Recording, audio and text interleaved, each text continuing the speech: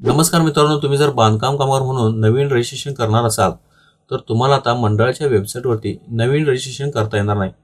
तुम्हाला जर नवीन बांधकाम कामगार म्हणून नोंदणी करायची असेल तर यासाठी तुम्हाला तुमच्या तालुक्यातील बांधकाम कामगार तालुका सुविधा केंद्रात जाऊन नोंदणी करावी लागणार आहे। याची नोटीस तुम्ही मंडळाच्या वेबसाईटवरती पाहू शकता। या ठिकाणी नव्याने नोंदणी नूतनीकरण अर्ज संगणक प्रणालीवर सादर करण्याकरिता संबंधित बांधकाम कामगारांनी आपल्या मूळ कागदपत्रांसह नजीकच्या तालुका सुविधा केंद्रात उपस्थित राहावे अशी नोटीस आपल्याला मंडळाच्या वेबसाईटवरती पाहायला मिळते। तर आता बांधकाम कामगार म्हणून नोंदणी करण्यासाठी तुम्हाला काही कागदपत्रांची आवश्यकता असते।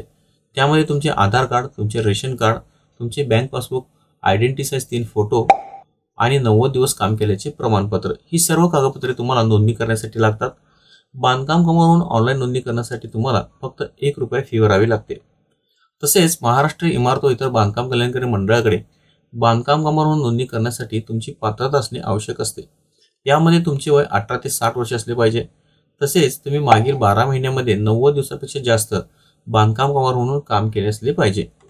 आता बांधकाम कामगार नोंदणी करण्यासाठी तुम्हाला तालुका सुविधा केंद्र कोठे आहे हे जर माहित नसेल तर तुम्ही मंडळाच्या वेबसाईटवरती जाऊन ही माहिती मिळवू शकता।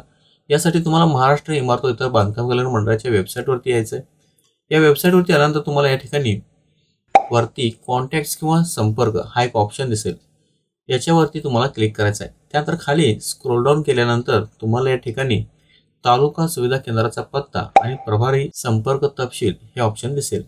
त्याच्या खाली तुम्हाला डाउनलोड बटन दिसेल।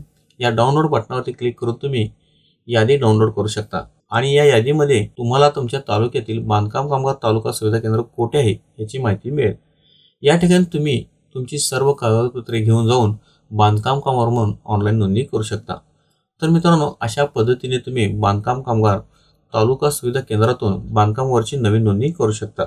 मित्रांनो, तुम्हाला जर हा व्हिडिओ आवडला असेल तर लाईक करा, शेअर करा आणि चॅनलला सबस्क्राईब करायला विसरू नका।